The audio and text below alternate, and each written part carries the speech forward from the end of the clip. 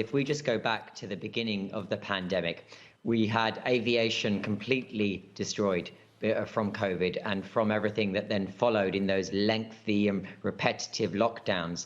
And what that led to is that led to airlines ultimately being cornered into a position where they felt they had no choice but to pursue mass redundancies.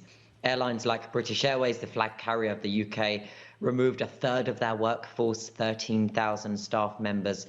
And what's happened industry-wide in the UK, across Europe, and even almost globally, to be honest, is that we have an aviation sector staff shortage in every single area of the air travel ecosystem. And that, combined with this initial summer surge of travel, has led to chaos and disruption. And this is the picture which is very bad in the UK, but also we're seeing this across the continent in Europe and even in the US, where thousands and thousands of flights were cancelled over the last weekend. In fact, globally, 7,000 flights were cancelled last weekend. It's unprecedented numbers. As you mentioned, there are other countries that are affected as well, but Britain seems particularly hit by this. So what is the particular British reason?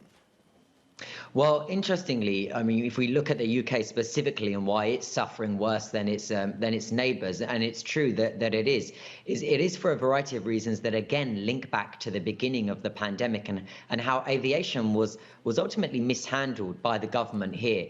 The IATA CEO, that's the aviation trade organization that represents so many different carriers, during the worst of the pandemic said that the UK was, quote, the poster child of what not to do.